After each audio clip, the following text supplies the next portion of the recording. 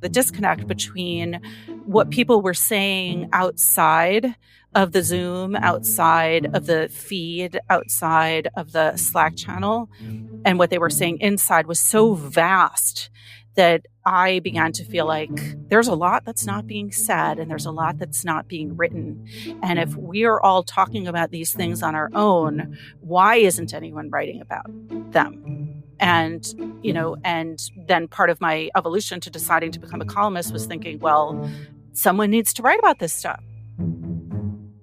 Welcome to the Unspeakable podcast. I'm your host, Meghan Daum. Welcome back from Thanksgiving. Hope you had a good week. Before I introduce this week's guest, Pamela Paul, I have some announcements. The first is that my next writing workshop has been announced for early next year. I'll be teaching another personal essay and memoir workshop on Zoom. It will run 6 consecutive Wednesdays, January 10th through February 14th from 2 to 4 p.m. Eastern Time. The application deadline is December 13th.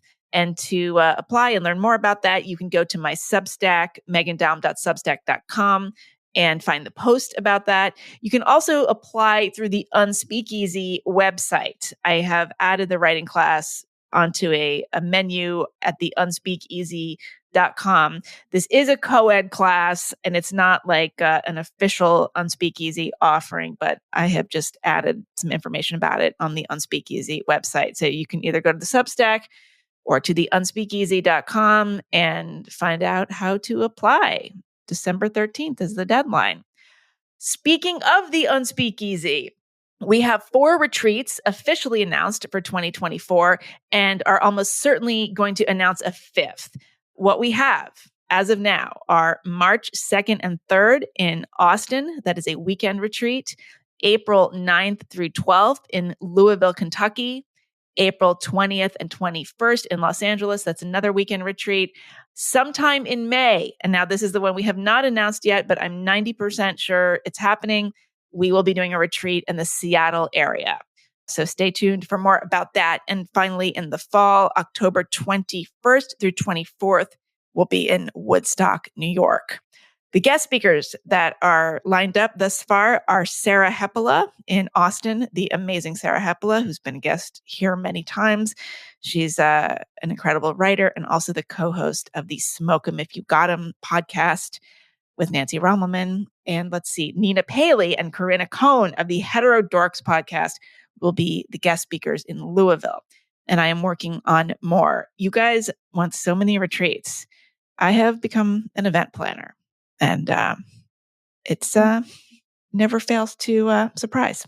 Good. It's a good career. Okay, my guest is New York Times opinion columnist Pamela Paul. Pamela joined the opinion page in April of 2022. Before that, she was the editor of the Book Review, where she hosted the Book Review podcast, and she's also the author of many books, most recently 100 Things We've Lost to the Internet. Now, Pamela is one of those columnists who writes about a lot of the kinds of things we talk about around here. That makes her both loved and hated, as you might imagine. I know hate is a strong word, so let's see. Loved and less loved. Let's put it that way. And in this conversation, we talk about what it's been like to share her opinions after so many decades as an editor and a reporter. I should tell you that this is another one of those episodes for which there is not a bonus portion. So if you are a paying subscriber, don't worry, you're not missing anything. However, you are getting this a few days early if you're a payer. And of course, you have the ability to leave comments, not to mention read my writing, all that kind of thing. I'm experimenting with different ways to offer bonus content. So just bear with me. In the meantime, this is a very wide-ranging and robust conversation with Pamela Paul. Pamela Paul, welcome to The Unspeakable. I'm so happy to be here. I love this podcast. I've been wanting to have you on for a long time now, and there's a lot to talk about. We're going to talk about your opinion column in the New York Times. I want to talk about your time at the New York Times Book Review and about books in general and reading them and publishing them and reviewing them. But first, I want to ask you a question about your own mind. Okay. What makes you interested in the things that you're interested in? Like, what do you think makes you angry about the things you're angry about? Oh, well, that's two different questions, right? Because sometimes I'm interested in something because it makes me angry. And sometimes I'm interested in something because, for any other intellectual or emotional response.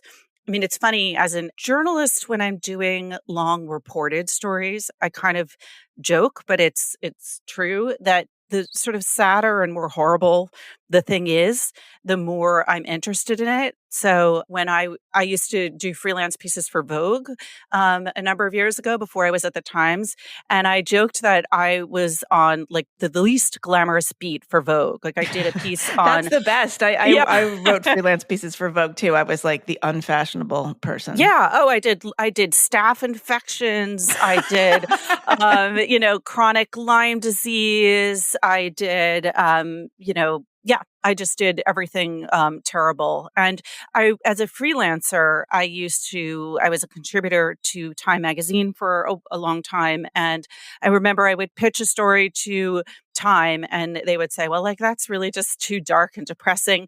And then I would usually take it to the New York Times magazine. And again, they're also depressing. I did a story about women who get cancer while pregnant. I did a story about the diagnosis of depression in preschoolers. I did a Oh, story wow. about this lesbian couple in West Virginia who was being denied the right to adopt their 21st foster child because they were gay.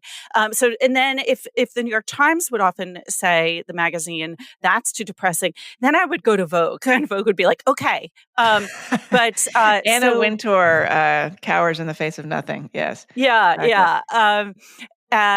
Yes. And I loved getting, when you wrote for them as a freelancer, you may remember this, you would get a little note it would say AWOC, Anna Winter okays it. Yep. So Yep. once you got the AWOC, you were good.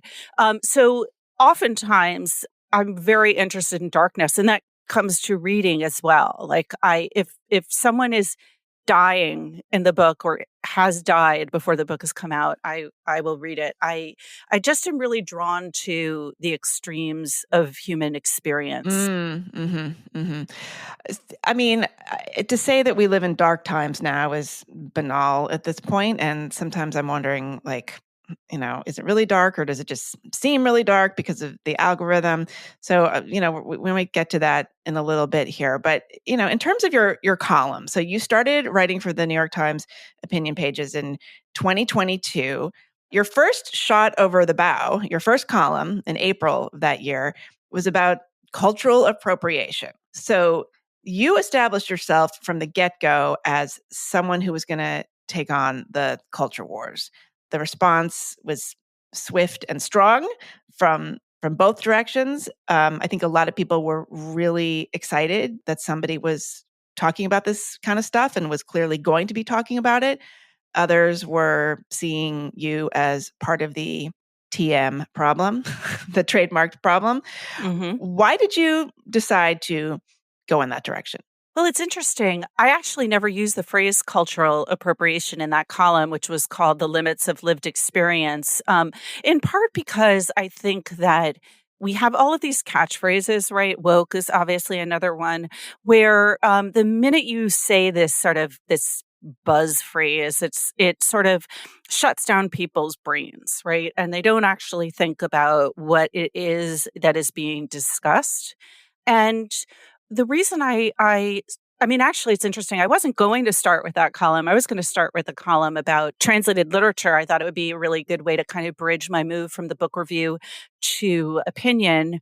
And I did eventually do that column. I think it was sadly one of my least read columns, although it was important to me, which is it was about the importance of translation. And I think that anyone who writes or has written anything understands how difficult translation is. And to me, the people that do that are kind of, they're geniuses of another order. It's like a really good political cartoonist. It's like, I don't have that genius, all those choices they have to make. But in any case, I ended up doing lived experience because an editor said, rightly so, like, I think that's a little bit small bore and you should start out big. And I was so excited to become a columnist because I had been in the newsroom for 11 years where you really can't have any opinion, even on books. Like there was a long policy that you'd never weigh in on a book before the critic for the New York Times has weighed in on a book. And then furthermore, as the editor of the section, I never really wanted to weigh in on whether I liked something or not, because then it would seem like there was some kind of, that I had some sort of editorial power over the direction of the reviews, which I didn't. And I didn't want to create that false impression that I was somehow gunning for this book or for that book. So I had to be very quiet for a long time about my enthusiasms, the things that irritated me, whatever moved me. And I could talk about that endlessly, sort of what that was like. But I was very excited to finally say something. And so when I left the book review, I gave myself a 6-week break to kind of like unshackle myself from all of the habits and things that I just needed some time between doing that and writing. And in the end, about 3 days into that 6-week period off, I started writing. And so I was just like, I couldn't stop myself. I was so excited to finally express myself that I had a few columns ready to go essentially before I began. And so for me, the column about lived experience, and for those who haven't read it, it essentially says that, just because you've lived through something, lived experience really is just a kind of new way of saying experience. Or I was going to say it's a new way of saying anecdotal evidence. Yes, right. Okay. Which we were always, discouraged from relying on overly as journalists. But it is one way of looking at things, and it definitely is an important way of looking at things. So if you have, let's say, been a victim of crime, right, it is going to inform the way you look at, let's say you were robbed. It's going to inform the way you look at robbery because you've been a victim of crime. Now, in some ways, it's a very helpful way of informing how you look at that issue. But in other ways, it can be limiting, right? Because you have your own personal burden that you're bringing to it. This is why people don't get on jury trials if they have any personal experience with the kind of right. It gets in the way of your tried. Impartiality. And actually, one of the last assignments I had for Vogue, it was something that was assigned to me, and I was very excited to do it. And then I realized it was about something that unfortunately touched very close to a family member of mine. It was about a health issue. And I said to my editor, I don't think I can do this without acknowledging that closeness. And I don't want to acknowledge that closeness. I think I can't get enough distance here. And I take myself off this assignment. So I had quote unquote lived experience there, but I felt that my lived experience, I hate using that phrase, but my personal experience of that issue was going to cloud my judgment because I was too emotionally invested in it. Now, again, has its uses in memoir. It often has its uses in journalism, but it's just as limiting. And so one of the things that had bothered me at the book review was that there had become an assumption had taken hold within the industry and among many writers that you couldn't write about something unless it was your experience. And to me, that is, first of all, deadening for fiction writers because it doesn't allow for flights of imagination but it was also really deadening to me in terms of a human experience because it means that you cannot have empathy. You cannot feel for someone across borders. And that's really what the whole purpose of journalism is of fiction, of literature, which is to create a sense of shared experience over, borders, national borders, ethnic borders, age. Or just time and space and right. like realms of thought. I mean, yes. like science fiction. What are we talking about here? Exactly. I mean, when I used to talk about like what I like to read in a novel, I always said I like to be transported. Like I like to access something I could never access, whether it's because it's a fictional universe in a Ted Chiang, short speculative fiction, or it's, the coal mines of 19th century France and Germinal. Like I can't access those things. So that's how I mind and time travel. And anyway, so that's what that column was about. And for me, it goes like really, really deep. I could talk a lot about that, but you probably want to move on. Well, so I'm curious, are you saying that when you were the editor of the book review, and we should say you were the editor for 9 years until you Yes. started your column, so that would mean you started there in 2013, which I would say is right on the cusp of when things started to get weird in the culture.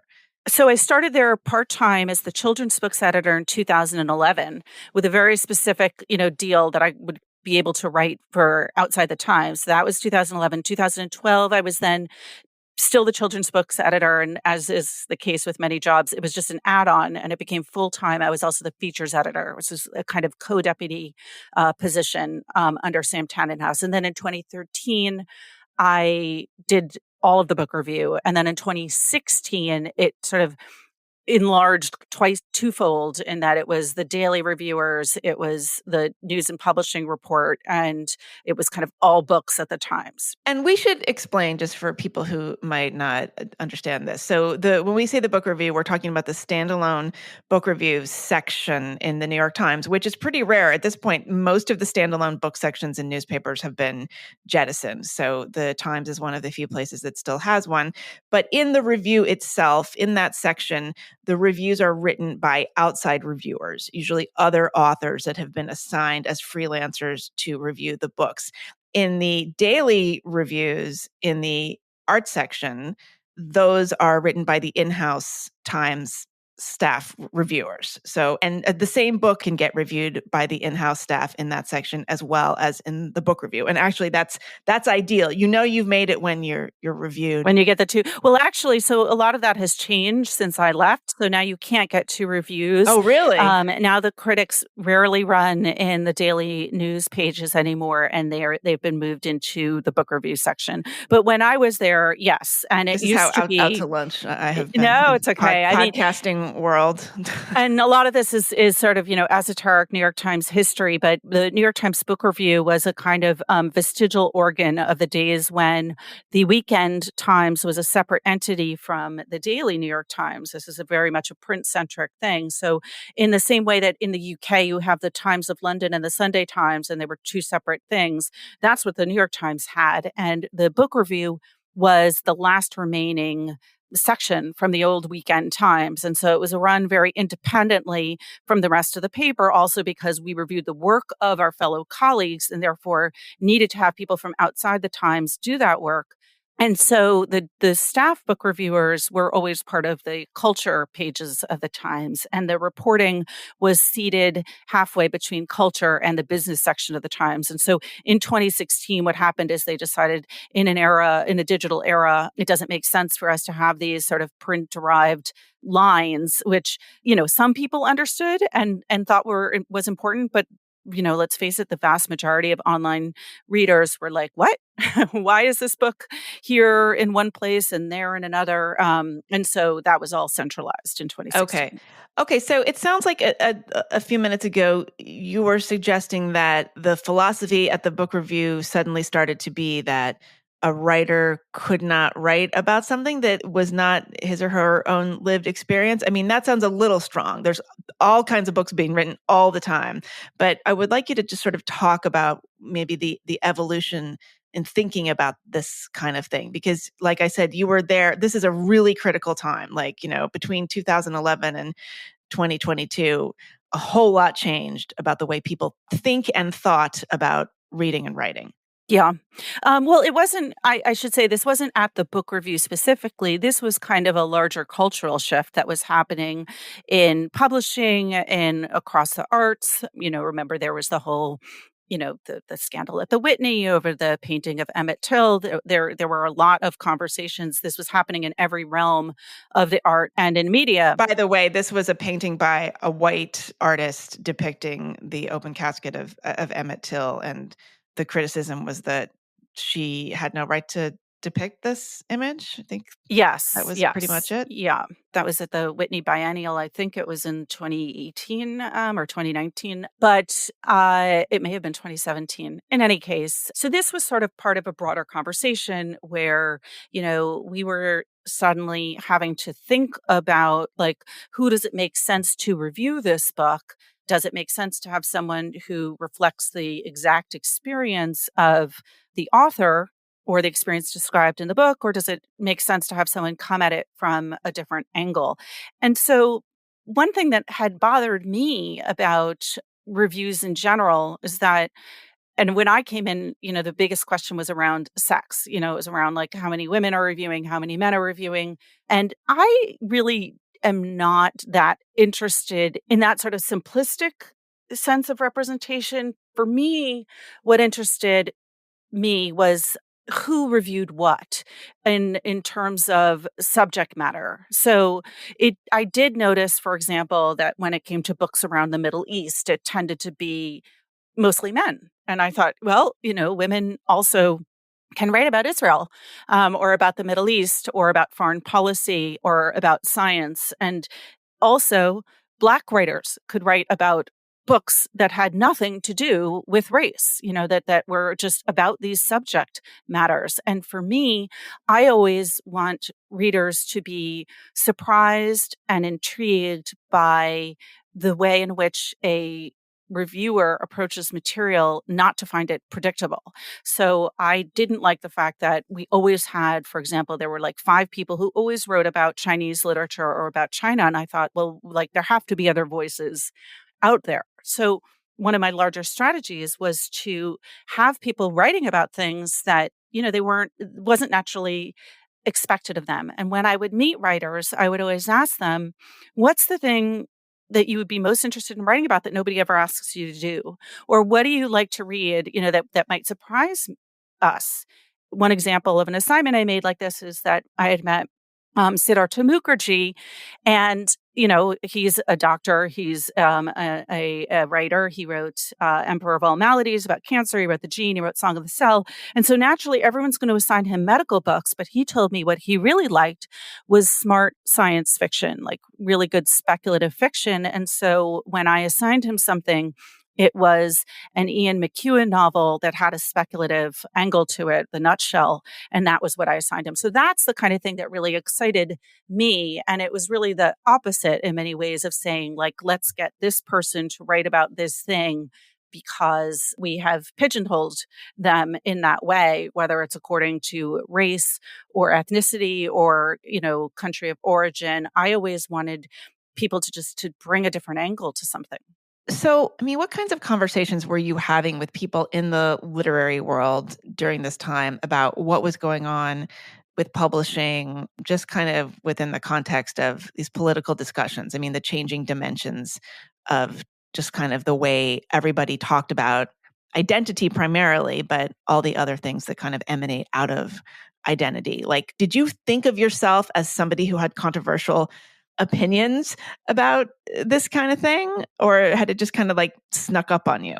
No, I felt like I was coming to this from a fundamental liberal, angle. And also, I think if anything, like my politics are kind of French, which makes me further to the left than a lot of Americans, but also it means a belief in a kind of universalism. And I believe that literature is a universal language, that it is something that crosses borders. So to me, like this all just felt very obvious that if you were interested in literature and in reading, that you would naturally be wanting to have this kind of excitement. And I remember one incident where we assigned Victor Laval to review, I think it was a science fiction, it was a horror novel. Maybe it was Stephen King. But his response, which was not to me, to another editor, or maybe he wrote it on Twitter, was, thank you for giving me a book that has nothing to do with race. And so what I would often say when talking to people who wanted to sort of match race of author to race of novelist or reviewer is this is just as limiting to non-white writers as it is, like we're essentially pigeonholing them. I don't think that anyone wants that. I don't think that you need to only have gay writers reviewing gay novels. And also Yes. like like even the idea of like a gay novel or a Black novel, like what is that? What is that? We live in a multicultural world. We live in a world in which people of different sexual orientations aren't on an island. Like we're all in the same world. So there might be a main gay character, but there are other characters populating that novel. Like you don't have to have this just kind of reductive, essentialist view of literature in the same way that we shouldn't have that in the real world. Was this like a generational divide? So I know, you're a Gen Xer. You and I are about the same age. I think you went to Brown, so back Yes. in the day, and so this, Nexus of Gen Xitude. yes, a different place than it is now in many ways, I assume. But Very you different. you say you have a French sensibility. You are not French. No, I'm a cultural appropriator. Okay, so were you kind of bumping up against values that had been kind of inculcated in you as somebody who grew up when you did versus younger people? Like, how are these conversations going, or were they even conversations? Was this all just kind of subtext? Like, did I fight with people? Yes, I Is guess what that's you're what I'm asking. asking. Yes. One of the things that I wanted to do, like running a department, is to not impose from the top down, but to, the whole idea of the book review, to my mind, was to hire people who had all different kinds of backgrounds and tastes and interests. So diversity, not just in terms of, demographic categories, but diversity in terms of their education, their expertise, their political ideology, which was something that the Times had always felt that the book review was supposed to be a kind of marketplace of ideas similar to opinion. Like, if anything, that made our section closer to opinion. We were supposed to be a kind of ideological Switzerland where you would have writers of different political persuasions coming to weigh in on books. And I really liked that, like, because I like reading from different points of view. And so I felt like my biggest role was to bring people along to that shared vision of purpose, even if their own sensibilities or politics might be different. So Barry Weiss, when she left and wrote that very famous letter of departure, she was not at the book review, she was at Opinion, and she said like that the New York Times doesn't have diversity of viewpoints. One of the things I said to my team is I said, well, look, whether you agree with Barry or not, like if you don't like that she's saying that, then prove her wrong. Like assign to people you disagree with, assign to people.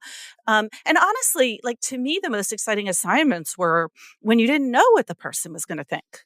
And I think a lot of my colleagues believe that too. Like the goal wasn't to find someone who was going to like stamp an I approve mark on it. And the goal was not to get someone who was going to take it down. In fact, we really, really tried hard not to do that. So, you don't want someone coming to it with some kind of conflict or agenda. But, well, the Times did have that reputation for a long time, right? I mean, I don't know if this is deserved, if this reputation is deserved or not, but we always would hear about like people's arch enemies being assigned to review their books or that sort of thing. Yeah. I mean, we really tried hard not to. And look, I can't remember which book. My second book got a very negative review in the book review. And I felt like that was a valuable experience, lived experience for me to bring to the table, because I knew how awful it was to get someone assigned that you think, had an agenda or didn't read your book, in good faith. But so I actually think that was helpful to me, because I was always very sympathetic to any writer who, it was never our intention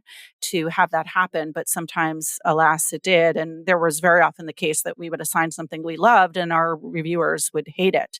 So, that definitely happened. But especially on political books, it was always really the idea that you didn't know what someone was going to think or say was very exciting. And I would say that over the time that I was there, it became increasingly difficult to find. There were people who were reliably maverick thinkers when I started, and you just never knew where they would land. It was like Michael Kinsley, Christopher Hitchens, Jim Holt, Francine Prose. I mean, there are a lot of, really great Zoe Heller. Thank you. Yes. Zoe Heller, you just didn't know where they were going to land. We never got Zadie Smith to review, although I was always wanted to know what she thought of anything. She's just her piece about, speaking of Emmett Till, since we mentioned that Whitney biennial scandal, she wrote, the seminal piece about that situation in Yes. the New York Times, in the New York Review of Books. So. Seminal is a word we're not allowed to use anymore, Meghan. Really? Yeah, it's on the list of forbidden words. Because it's like Semen. gender Yes. binary-ish. Yes. Are you serious? Yeah. Yeah. Yeah. So anyway, Okay, we'll bleep that out. we'll bleep it out. We don't want to get in trouble. But those reviewers became harder and harder to find. Obviously, Hitchens died in 2013. But the difficulty was that when you got someone to review a book, you didn't want them to assess a book based on whether or not they agreed or disagreed with its politics. This was a particular political book.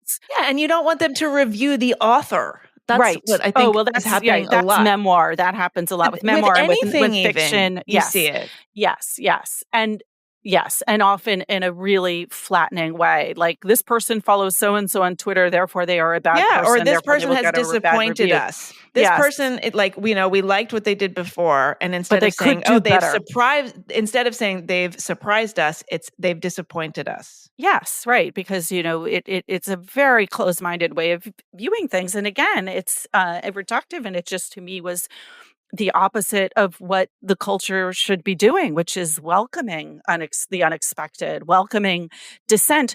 But in any case, it was really hard to find people who could say, like, look, I disagree with absolutely everything this book says, but it's really well argued and totally entertaining and, very persuasive to those who might be inclined to read this and perhaps might be instructive for people who disagree with it to read as well. And I remember we had this really great editor at the book review who'd been there for over 30 years and she has subsequently retired, but she would often come in when we would be work on assignments. The editors, we call them preview editors on staff, would read the books, decide what would be reviewed or not reviewed, when they would then bring in the ones that they thought should get reviewed, and we would meet a small group of us to discuss.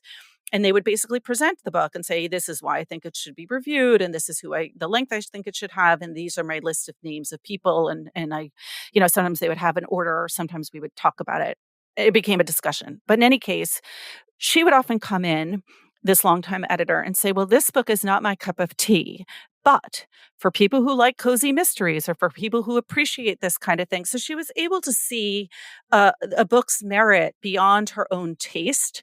And that is the mark, I think, of a good editor, where, yes, it is in part your taste and at your discretion, but also you should have a mind that is flexible and malleable enough to appreciate how something might work for a different kind of reader, to appreciate something that is well done, even if it's high fantasy and you're not a high fantasy reader.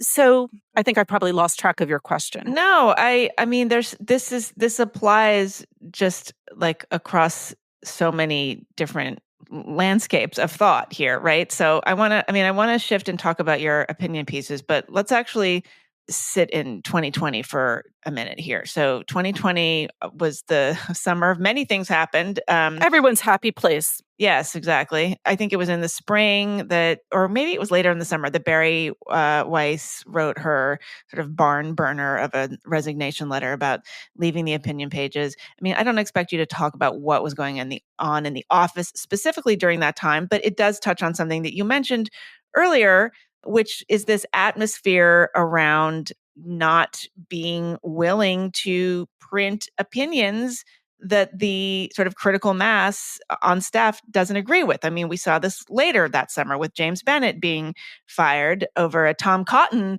opinion piece. Like, what was maybe you can just speak in general terms. Like, what was the feeling at the New York Times during that period of time? Like, was it just like Armageddon, or were people icing each other out? Like, what was it like just going to work every day? Well, remember, we weren't going to work every day. You weren't going to work every day. Okay, what was it like on the Slack channels? On the Slack channels that had become the substitute for the water cooler? Well, so I'll probably disappoint you with the absence of juiciness of my response, but I will say I'll talk about that time personally for me, which may have been the beginning of the genesis of my wanting to become an opinion columnist. I'd wanted to for many, many, many years, but didn't for many years for a number of reasons. And one of them was the fact that I loved my job so much at the book review that I just thought I'm never going to leave this job. And even when I applied to be a columnist, I made sure with Dean that if I didn't get the job, and he assured me, don't worry, you can come right back to the book review. This is Dean Baquet, the editor of the Times. Yeah. And so, I had that reassurance because, the way it works at the Times, a lot of people want to be columnists and it's not just handed out. So there was I think you actually applied. I think people will find this maybe surprising some people, that you don't just get plucked out of the garden and said, No, because look, it's a very different job and they're both demanding jobs, but it's not obvious that someone running the books department is going to then become an opinion columnist. And the other thing is that because I had never expressed an opinion, I don't think that I would have been anyone's, you had so many stored up. I would think all the better. You hadn't wasted them. Right.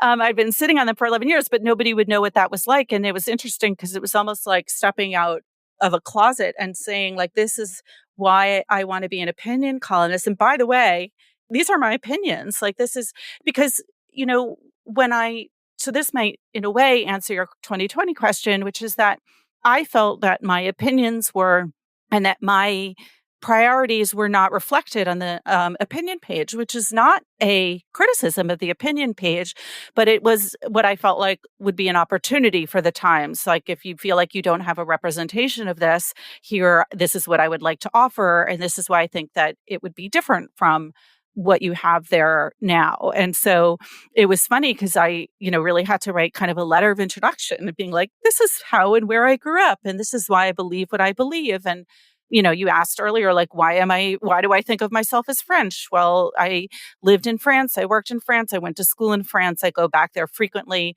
And I always feel when I get there, I'm like, I am home, which is probably one of the most obnoxious, pretentious things that one could say. But a big part of what I felt like I was bringing to opinion was that I'd lived in France, I'd lived in England, I'd lived in Thailand. I didn't live in any of those places really as a foreign correspondent, but they were very formative experiences for me as a human. And I think made me probably less I just think it broadened my perspective in a number of ways that it's different from people who've sort of been immersed in American politics and an American point of view their whole lives.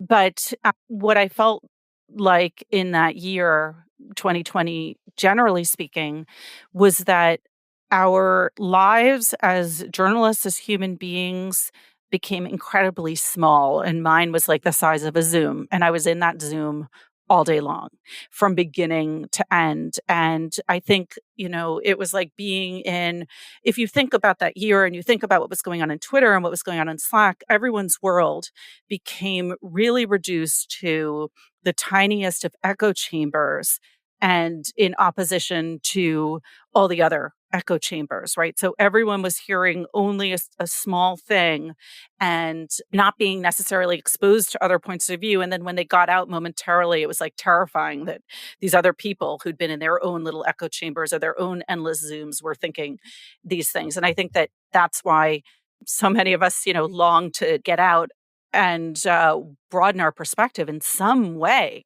I think that the protests, were so powerful that year, not just because of the substance, which of course was a major factor, but also just release us from where we have been stuck. And the one thing that I did start doing during that year was talk on the phone. I've never been a phone talker, but of course that was, all you had for a while. And I would have long conversations on the phone. And those conversations felt really freeing in a way because you weren't in an office place. I was often walking around my neighborhood, gesticulating wildly and yelling with a set of, soundproof headphones behind your mask. Yes. And probably looking like a complete insane person. But you realized in those moments that in those conversations, people were much more open than they were, back in front of their laptop. And the dissonance, the disconnect between what people were saying outside of the Zoom, outside of the feed, outside of the Slack channel, and what they were saying inside was so vast that I began to feel like there's a lot that's not being said and there's a lot that's not being written. And if we are all talking about these things on our own, why isn't anyone writing about them? And, and then part of my evolution to deciding to become a columnist was thinking, well, someone needs to write about this stuff. Someone needs to articulate some viewpoints that maybe are not on these sort of polar fringes. And, like you've said yourself in your writing and on this podcast many times, I know that, or I think you still consider yourself a liberal and that you didn't change, but the world changed. And I felt like similarly, I've always been a liberal. Like I have a column actually that I just wrote about this, like very irritated that that word has been like when that word started to be attacked by Ronald Reagan and by Newt Gingrich and the 1994 Congress. Obviously, that's not the first time it was attacked, but when that was happening, I was like, I am as big a liberal as ever. Like I thought I am not giving up this word. And it really aggravated me that people started calling themselves progressives. I'd like that had formerly called themselves liberals. Some people always called themselves progressives, but I always stuck by that term. I always felt like I was a liberal. I knew my politics hadn't changed. And I just felt like no one was articulating what to me were the kind of foundational aspects of liberalism. And one of the main ones is open-mindedness. And yet everyone, especially during that year 2020, it felt like everyone's were kind of squeezing shut. We're going to pause here for a brief message. Hi, it's Meghan. I hope you're enjoying this conversation, and I promise I'll get right back to it. But you may have noticed that there's something missing in this podcast: ads. I don't run them. I don't do host reads, and I decided a long time ago that I will not run programmatic ads. They're simply too disruptive, not our style around here. But that means that the only support I get for this podcast comes from paying subscribers. This thing is entirely my own. It's not affiliated with any organization or secret cabal of funders. I do it because I love it, and I'm committed to bringing you candid, respectful, surprising conversations that you won't hear anywhere else.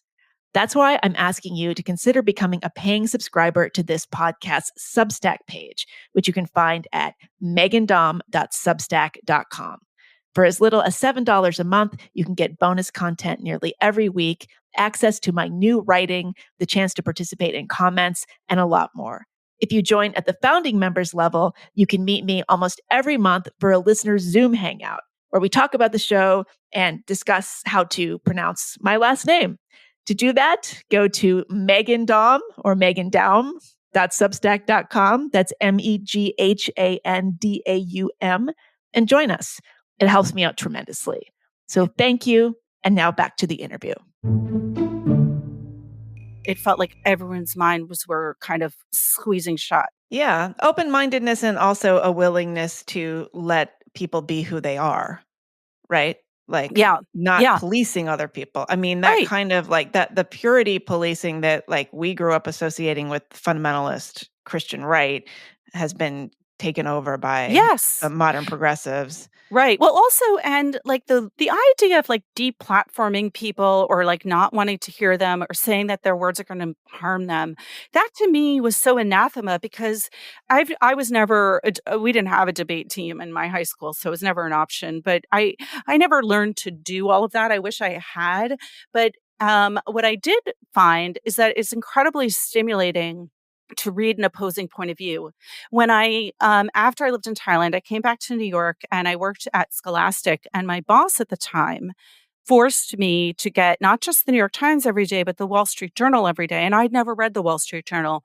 And I would open up the editorial page and my mind would explode. It was like 10 cups of coffee. It absolutely got me going. Because again, growing up, in New York, going to Brown University, like living in, Europe and then in Thailand, like I just had never encountered conservatives, Republicans. Like I honestly hadn't. And I just couldn't, I knew they existed on TV and in the White House, but like I didn't know, I couldn't believe what was being written there. It just broke my mind. And I found it incredibly stimulating and fascinating because it's not until you're in opposition and you have to defend your ideas that you really, really, I think, strengthen your own argument. Yeah. And the conservatives are better at defending their ideas because the left sort of won the culture a long time ago. Right. So the conservatives are used to being on the outside, and they're used to, frankly, not caring as much what people think about them. Right, right. And that's a huge, I mean, that is a superpower. Not Yes. caring what people are saying about you behind your back is a gift. And it's a very hard thing to acquire and to sustain. I mean, I'm I think it's harder for women. Yeah, right. Which I've talked about, but I'm, back to 2020 when you're having those phone calls with people, are they like admitting to the fact that they're saying different things on Twitter than they are in private conversations? Well, it's not, I wasn't really talking to people who were doing that. It's more that we would observe that was happening. Right. So large. Everything became the back people, channel. That was yes. the beginning of the back channel. Yes. And I think that was the beginning too of like when people started to notice that people that they thought were open-minded or liberal, like they were seeing a kind of illiberalism and scolding and controlling and divisive behavior on social media. And it was like, wait a minute, you're not who I thought you were. And I thought we all got along really well, whether that was in the workplace or, in a book club or in a parents group or whatever it was, like whatever I think that what happened is we became so isolated from our actual communities. And by that, I mean the traditional sense of like being in physical proximity with one another. And we're holding up in these very narrow identities around belief systems or around essentialist demographic qualities. And that anyone who then would deviate from that was dangerous. But what troubled me, again, is that the absence of open-mindedness to hearing any other point of view, that one thing sort of became the accepted version. And, this was around the time that, everyone was reading Ibram Kendi and everyone was reading, Robin DiAngelo, who's like at the top of my list of very silly people, and like taking them as like the gospel that if you were to be white, you then must believe what Robin DiAngelo is. Otherwise you were, some kind of, fanatical, fascist. Yeah. And someone to be feared. It's not even somebody to be disagreed with. It's actually somebody to be feared. I mean, I feel like I have seen people almost physically backing away when certain topics come up. And, and so I did see a number of people, lose their jobs and various, the sort of all of the kind of purges that happened in 2020. But then, with Ibram Kendi too, like I felt like everyone is saying like to me, it reminded me of, do you remember that scene in Mulholland Drive where they're sort of putting forward an actress and they're like, this is the girl. Oh, yeah. This is the girl. Do you remember? It was like a very kind of scary, ominous, like you felt like this is the person we have placed into the slot to play the girl. And I felt like it reminded me of what Stephen Carter wrote in his book, Reflections of an Affirmative Action Baby. And what many people in the culture have said, like, that like Hollywood can only have one black guy at a time. There can only be one person. And people were like, this Ibram Kendi is the one person who has given us the answer about racism. And I felt like that itself was very racist. It's like, how could you say this is denying the heterogeneity of Black people? They have just as many rich and complicated ideas around race as anyone else. Yeah. And you're saying tokenism. like, right. You're like, this is the one person. And suddenly it became that if you disagreed with them, like if you didn't say like, I am anti-racist, that you were somehow racist. It was just this very kind of blinkered, I keep using the word simplistic and reductive, but that's what it was. And I just felt like, Well, it's lazy. I think it's lazy. It comes down to that. It's incurious and lazy. And, as I had been noticing this for many years prior, especially around women's issues, around feminism. Yep. So I think like a lot of what happened in 2020 is that the race discussion kind of picked up from where we had left off with women. Like suddenly, people were talking about Black people, mostly people of color, but mostly Blacks, in the way that they'd been talking about women. And right. I mean, I remember like with Me Too, when everyone was saying believe all women, I thought absolutely not. That is so insulting. Well, it's women sexist. It's sexist and insulting. Women are incredibly good liars. Some of the most better, accomplished actually. liars. Frankly, much better. But that's another conversation. Some of the most vicious, they're manipulative, just expert gaslighters are women. And so absolutely not. I'm not going to believe all women. And the fact that you don't recognize that statement as insulting to women is bizarre to me. I know it's mind-blowing, because I feel like not too long ago we had like we were able to entertain complexities, like, in the early aughts. Like I feel like as recently as 2010, 2011, there was really funny stuff. Like comedy was thriving, people understood irony, you could joke about certain groups. I mean, even like Key and Peele, like when they first came on the scene, I mean, it was just brilliant. Like there was a kind of baseline sophistication that somehow just fell away pretty quickly. So you're having all these thoughts around 2020, and I assume they've been kind of burbling up even before then. You become a columnist in 2022. You are automatically pigeonholed as problematic. Like it happens from the get-go. Is that something you anticipated? Well, it's funny when you say you were automatically pigeonholed as problematic. I'm not saying it like it's a negative thing. Okay, No, that was a compliment.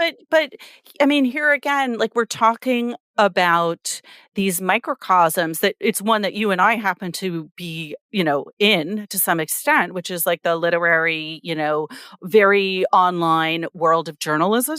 But actually, like that was happening on essentially Twitter and, probably some other social media platforms that I'm not really on. But in the real world, I wasn't getting that at all. So, it was one of those situations where people are like, oh my God, are you okay? And I'm like, I'm great. Like I'm having the time of my life.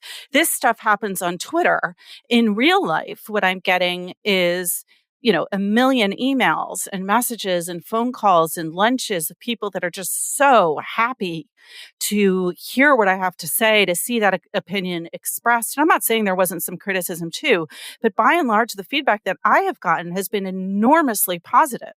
And so if you looked on Twitter, you would think that like I must be holed up, quivering under my sofa. And it's not to say that like death threats and stuff like that don't upset me or get to me. Like they definitely do. But that's not the real world. And journalists have been saying this for a long time, and politicians like Twitter isn't the real world. Twitter isn't the real world. But I do think that for many of them, they still kind of believe that it is, and it really isn't. It's just not. So the calculation that I made before I became a columnist was sort of twofold. One was, and the reason it took me so long to kind of get to that place to say, yes, I raised my hand.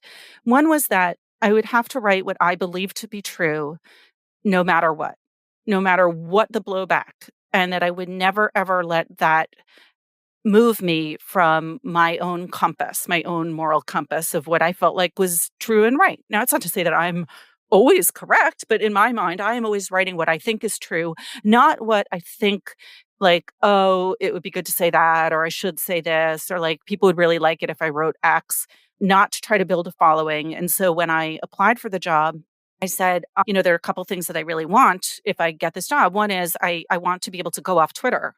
And because at that point, it was sort of before, a lot of people had broken up with Twitter, and you were supposed to be engaged on social media as a journalist. And it's better than ever. Just gets better every day. I can assure you. And I thought, like, the only way to do this is if you don't let yourself get distracted by what other people think, because then you lose sight of what you think. Which is not to say that you shouldn't still be informed about the world, but I don't think that, again, social media or Twitter specifically is like the best way to become informed about the quote unquote conversation. I think if anything, it becomes very misleading.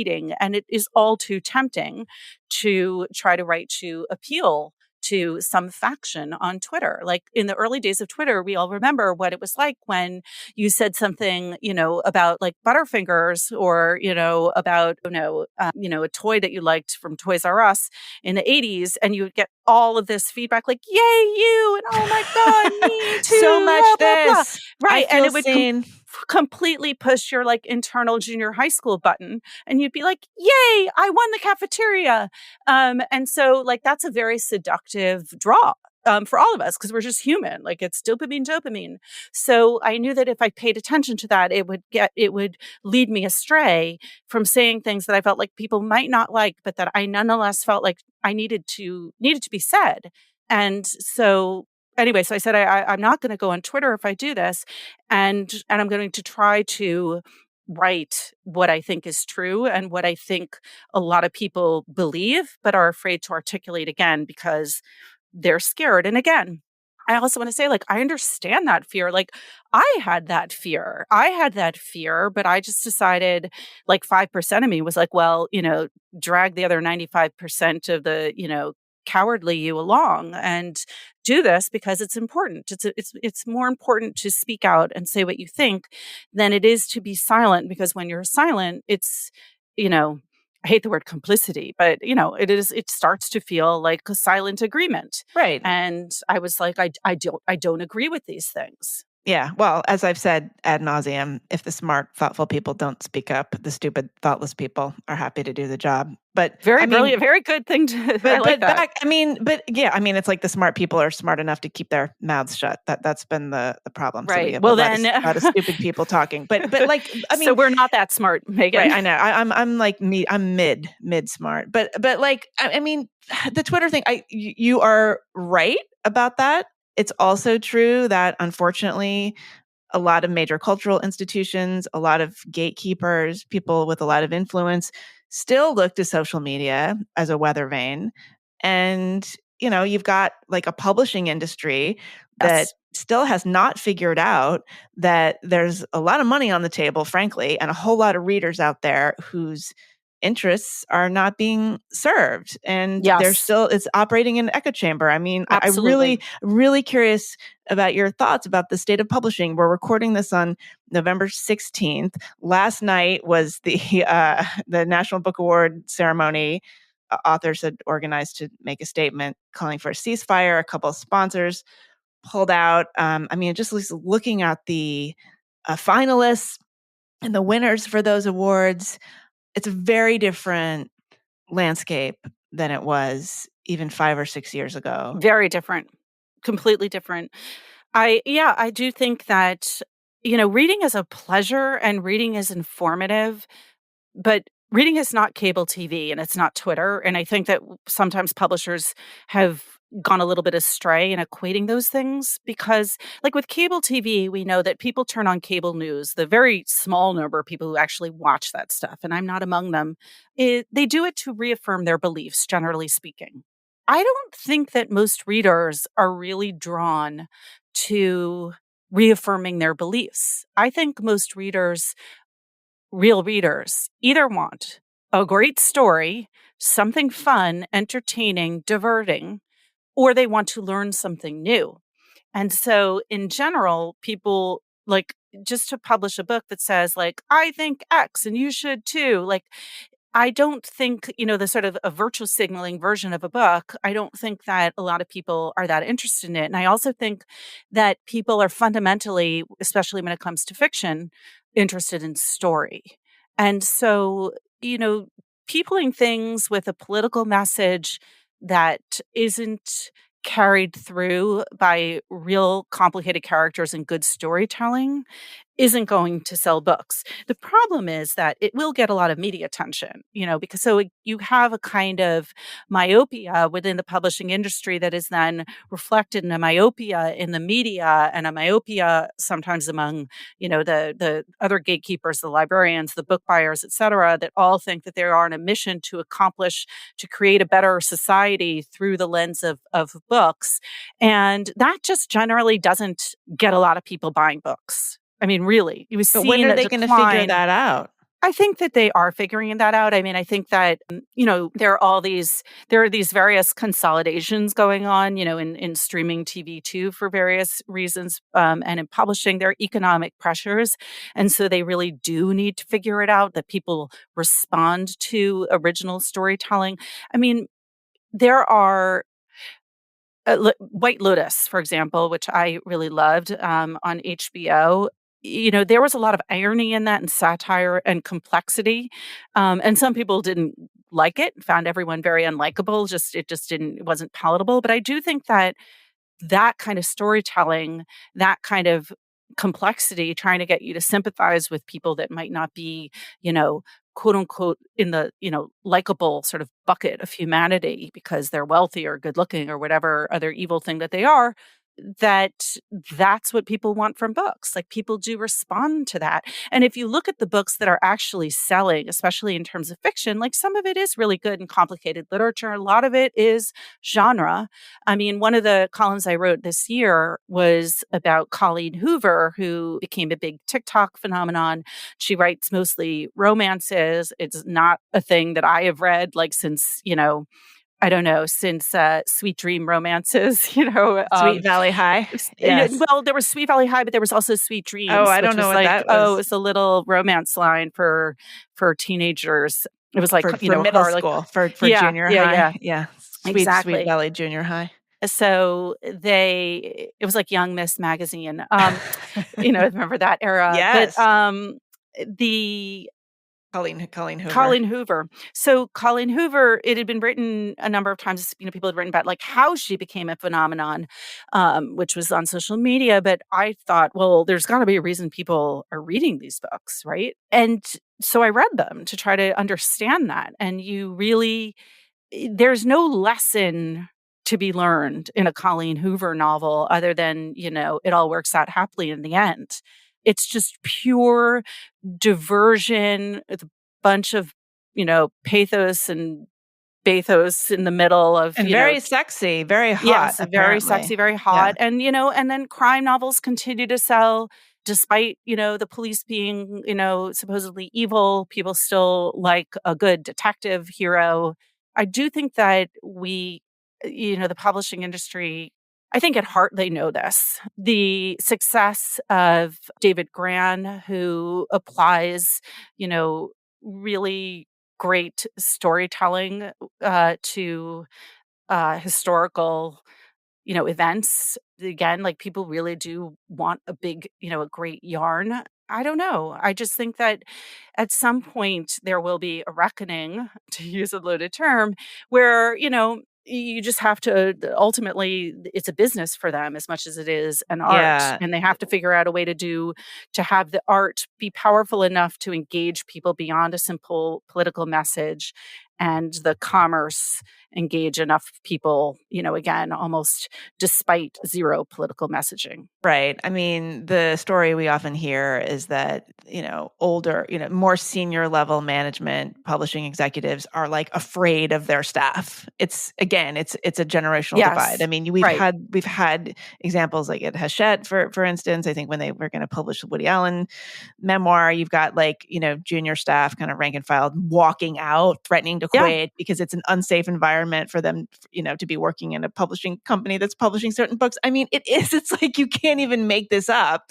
If 20 years ago, when you and I got into the business, more than that now, I've said this before, I got into this business because I love ideas and I love complexity, and I want to be around people who wrestle with those kinds of things. And that's where it was happening. That's where it was happening. And now it's the opposite. Challenging people's ideas and laughing at not just at other people, but laughing at yourselves, poking fun. I feel like all the day, every day something, ridiculous happens where I'm like, well, if there was still Spy Magazine or satire, or if there was still smart, oh my gosh, even the Onion content, used to be smart, funny. The Onion before it became what it became, or old school Shouts and Murmurs, where just anything. It's so interesting because publishing used to be about danger, and now it's about safety. So here's an unpopular opinion, and this actually came up in a recent retreat, one of my women's retreats for the Unspeakeasy. Everything is off the record, but I can say this in the most general terms. So we were talking about publishing, we were talking about arts and culture and what's happened, and someone floated the idea that because publishing is now so female dominated, most of the editors are women. The literary agents are women. Obviously, yes, the executives at the very, very top tend to be men, but compared with 30 years ago, 40 years ago, there are a whole lot of women running this industry. And, I know already. I'm going to agree with you. Okay, Go on. and there's a kind of baseline empathy that women tend to have, not always, but generally have, and an agreeableness. I mean, now we're sounding like Jordan Peterson, but he's not wrong about this kind of thing often. There is a female sensibility that now dominates publishing and is perhaps enabling this kind of pandering. Well, I actually thought you were going to go in a different direction. Okay. So can I go in the other direction? Please. I'm going to go in the other direction. No disagreeing with me. Nothing surprising. So I thought you were going to talk about the fact that men don't read because they don't. They're reading far fewer and boys are reading a lot less. And I thought a lot about this when I was working on the book, How to Raise a Reader. But I do think that part of the reason that men don't read is that the kinds of books, like dad books, which I love, by the way. So again, I guess I'm gender nonconforming. A dad book is like dad bod, but a book. No. Dad books are like the book where you're like, I don't know what to get my dad for like Christmas or whatever, or Hanukkah. It's like what Stephen Ambrose used to publish and David McCullough. It's John Meacham. It's Doug Brinkley. It's a big bio, sweeping history like Lewis and Clark, Teddy Roosevelt, anything about the Kennedys. It's just a big dad book. Or, fiction wise, it would be, the John Grisham, the old Tom. Okay, so these Clancy. Are big, sort of solid, old school meat and potatoes books. Yes. Okay. So those books are not getting published as much and not being publicized as much, not getting as much promotion. And again, that's multifold, right? That's the fact that those are the kind of books that if they weren't reviewed, would get a full page ad in the New York Times book review or in the a book of the Times itself. No one spends on print advertising anymore. They would get big, what we call dumps, like displays in the Barnes and Noble and the big chains in bookstores, so that they were kind of unavoidable. Like they're the books that, when I was working in a B. Dalton in the late 80s, it was like A Brief History of Time too, right? Everyone just bought that book. Or it was Bonfire of the Vanities. Just those kinds of books don't get a lot of attention and aren't being published as much. And I do think that is in part because there are so many more women in the industry, and not just in the publishing industry, but again, in all of the gatekeepers. The librarians are largely women. The bookstore buyers are largely women. The people who in the trades are largely women. The book bloggers are largely women. Marketing and departments. So, yes. So it's almost a self-fulfilling prophecy. And I don't so if you don't give people what they want to read, they're not going to read. I think there are lots of non-book elements that lead into this reason why men aren't reading and boys aren't reading. But I think it's a problem and that it hasn't been suitably addressed. And nonfiction, adult nonfiction as a category has been steadily dropping for the last few years. And again, multiple factors, right? You used to have TV shows that would promote serious nonfiction. When Jon Stewart was doing The Daily Show, he did it a lot. Colbert had serious nonfiction authors on all the time. Those went away. Charlie Rose, right? So we lost a lot of the ways in which that generated awareness of those books. So you can publish them, right? Like last fall, for example, there were 2 major biographies of Ted Kennedy that came out at the same time. And back in the day, right, like those 2 publishers would have been putting up big sales advertising campaigns. They would have been reviewed together on the cover of every major book review in the country. Those guys would have gone on to the breakfast shows. I also mentioned the breakfast shows did used to have more of those kind of big, serious nonfiction books on. And again, I call them dad books, but as I said, I love them. So I'm not trying to gender stereotype. Women read those books too, for sure. But those are the kind of books that tended to skew male relative to other categories. And I don't think that's happening as much anymore either. Mm-hmm. Yeah. I mean, another thing that I've talked about a little bit is this sort of socioeconomic class issue. So, part of the reason there are so many women in book publishing is because those jobs just don't pay very well.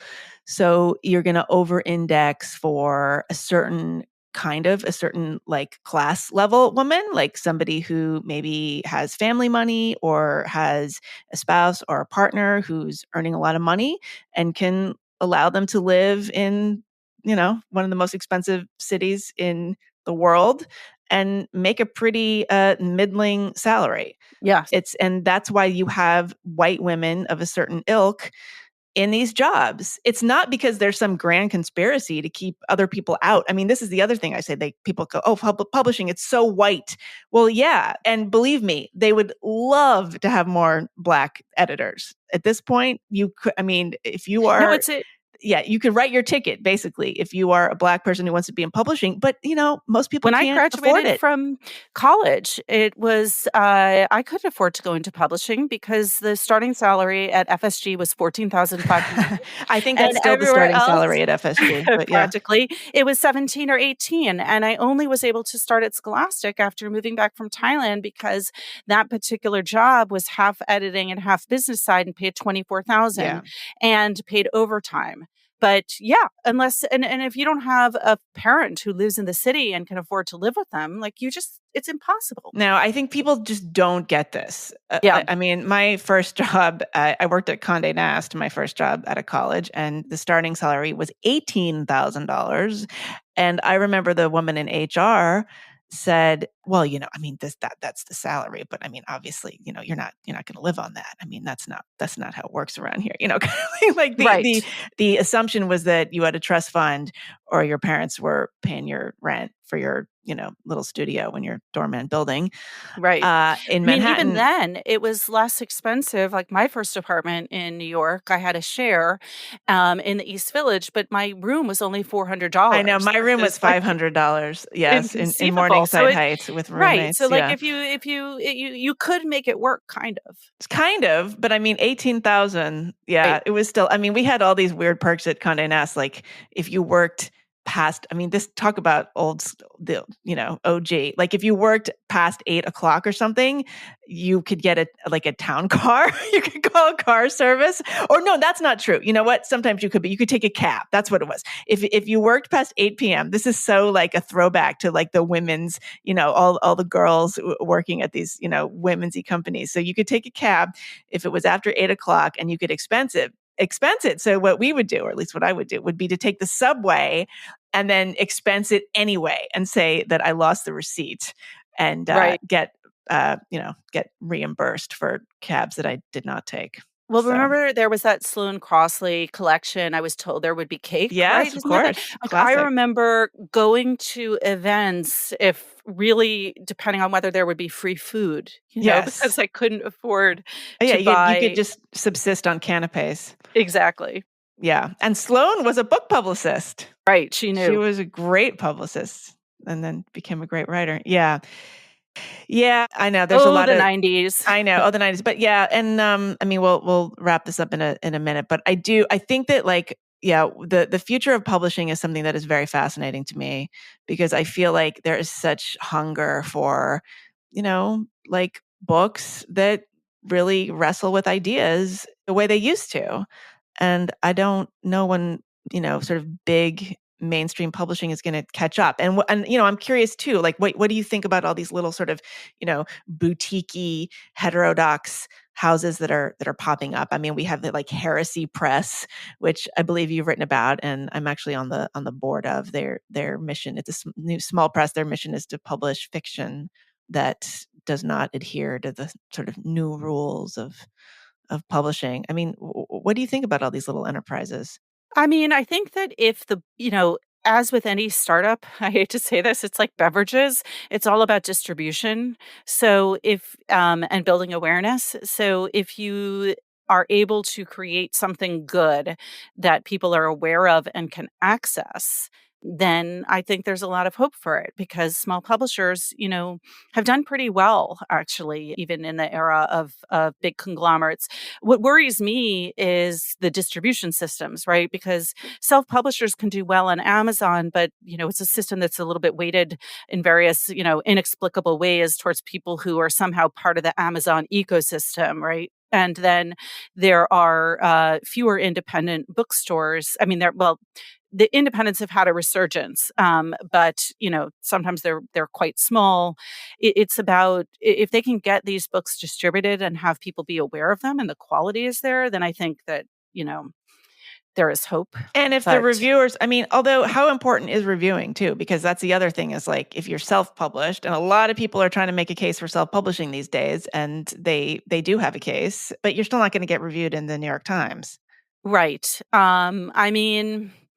I think that reviews are less important overall than they used to be by simple dint of numbers. So, I remember a really talented novelist talking and this was now 5 or 8 years ago, just really depressed about things because it used to be you would write a book and you would get, reviewed in the, Des Moines Register and in the Springfield Herald and in the Tampa Bay Tribune. And, you would have 20 or 30 places around the country that would review you. But in the last 15 to 20 years, with the sort of death of or slow asphyxiation of local media, one of the first things to go were culture departments. And among the culture departments, books were often the first in that sphere, along with classical music. And it was a numbers game, right? Because millions of people watch TV, but thousands of people read books in general. And so, they want to get to the most readers when they're making that kind of audience play. So there's just not as much coverage anymore. And therefore, it's much harder for a review to have an impact because one of the things that a review of the New York Times book review would do, it wasn't just about the New York Times book review, but it would alert reviewers and editors around the country. Well, the Times has done it, so we need to do something. And it would also alert all the bookers on the breakfast shows, oh, this got a big review. This is a big thing. Let's book this person. But again, all of those various systems have really shrunk their books coverage. So you don't get that kind of build, and in the same ways that movies used to have that slow build where they'd open in a few theaters and word of mouth and all of that. That kind of thing doesn't happen as often as much. What happens now is that a lot of it is in the pre-publication process. You're generating interest well in advance through trying to, generate somehow it's like an artificial grassroots campaign where you seed it with book bloggers and such and hope that they get excited. And it's hard to do. And again, that's a lot of work, a lot of footwork for a small publisher to take up. The big publishers have a marketing team that handles all of that kind of online marketing stuff, which is it's a lot of work. Although increasingly they don't do a very good job of it. And the authors end up having to do everything themselves anyway, right? Or hire a publicist, or hire a publicist who used to work for one of these big houses and is now on their own and making much more money and charging authors, half of what their advance would have been. Anyway, yeah, on and on. Well, all right, I'm going to let you go. My last question, though, and might be asking this partly out of just personal curiosity. How hard is it for you to write a column every week? It's really hard. Do you ever fear that you're not going to have an idea that week? What's your panic quotient? Okay, you're going to hate this answer. I can tell because of the way that you asked it. That's not hard at all. It's not hard at all. What is hard is getting it to exactly the place that I want to get it to and my editor wants to get it to. I have too many ideas and not enough time to write them. Every year so far, I've only been doing this a year and a half, but each fall I'm I have 10 back to school related things I want to write about. And then I realized, it's November and I missed it. I'll do that next year. There's so many books that I want to write about that don't get coverage because there just isn't enough space. A lot of the subjects that interest me. And I'm always looking again. And I'm I missed that pub date. I missed that pub date. And then, there's just constantly something happening in the news to react to. So and again, maybe it's because I was, I have it all inside me from 11 years, but to me, it's the most exciting, fun thing. You could write about anything. Really? One of the things that I did this year that was really rewarding is that I worked on a large, really long form project that I had started back in 2010, which was this big story about the survivors, the first generation to survive pediatric cancer. And I was a freelancer in 2010. I was working on the story. Again, it fit exactly into my sweet spot, which is like deeply tragic, but also, human and a little bit of hope. And because these are survivors, not people who died, but I put it aside when I took the book review job. I watched that story for 13 years, and then I finally got to write it this year, and I worked on it for 7 months on the side. And, just it was like a huge release to finally be able to tell that story that I'd been holding on to for 13 years. So for me, it's the biggest challenge. The panic is like, oh, I often have another sort of long, big, tragic story I want to tell on the side, but how am I going to do that and write a weekly column and get it done before it gets old, right? Because if you have a ton of ideas, then you can only go with one that week, and if you desperately want to do it, like by the next week, it might be the moment may have passed. So I know. I guess I always my thing was like, yes, I had a lot of ideas, but that didn't necessarily mean that I had a point to make. Like that was where I got hung up. Like, yes, I'm interested in this. And then like, oh, of course I'm interested in this, therefore I must have something to say about it. And then I would sit down to write about it. I'm like, I don't know what exactly I'm saying. Well, one of the things that I'm trying to do with this column is that I also feel like the role of the columnist has become a little more narrow than it used to be, right? Each column is supposed to be, today seems to make an argument or be a persuasive essay, like, look at this, think this.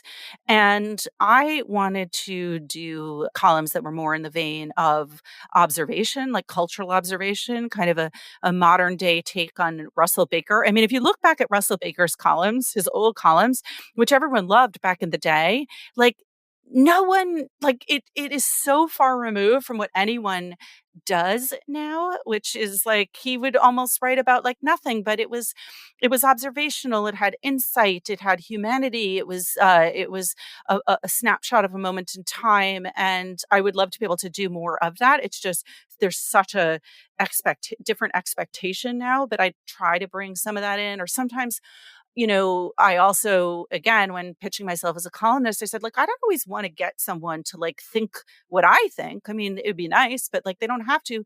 I just want them to question themselves. And sometimes I want to do that by not offering an argument, but simply raising questions myself to show like, this is something that I am tangling with, intellectually or emotionally, and I might not have the answer, but like these are some of the thoughts, like these are some of the directions I'm thinking in, and kind of provocations, not in the sense of being contrarian or trying to like, but more intellectual provocations, like things that I'm not sure about, and maybe you're not either, but perhaps if I elucidate some of those points of complexity, it will help you figure out your own thought process. And, I think that, I don't know if you've said this, and I think for some reason, I think you have, but, for me in the act of essay writing or column writing, I often don't I have an idea of what I want to say and I know my argument, but I try not to articulate it until I'm writing, because it's through the act of writing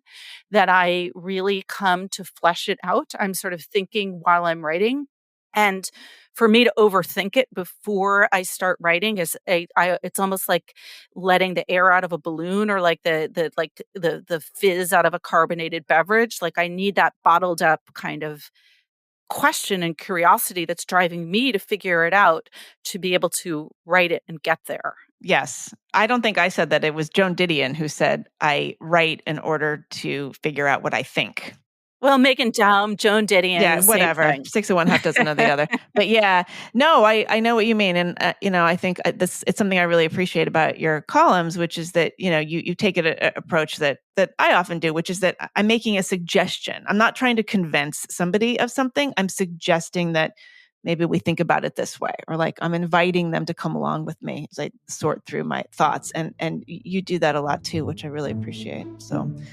Well, I appreciate your speaking with me, Pamela. I know you're incredibly busy and you probably have a deadline looming over you as we speak, but this has been a great conversation. And so much fun. Do it again soon. I would love that. That was my conversation with Pamela Paul.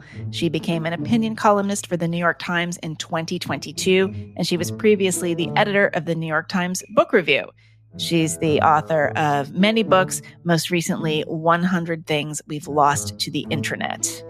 This is the Unspeakable podcast. As always, if you would like to support the podcast, you can become a paying subscriber by going to my Substack, meghandom.substack.com.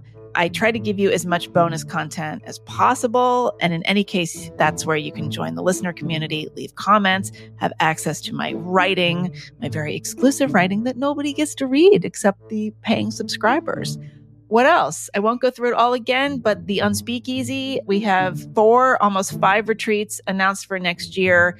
Go to theunspeakeasy.com to find out about them. My writing class, which is not just for ladies, that's for everybody, is going to be taking place on Zoom January 10th through February 14th. So go to the Substack to find out about that, or the Unspeakeasy. The application deadline is December 13th. I'll be back next week with another super nuanced guest. Thanks for listening. See you then.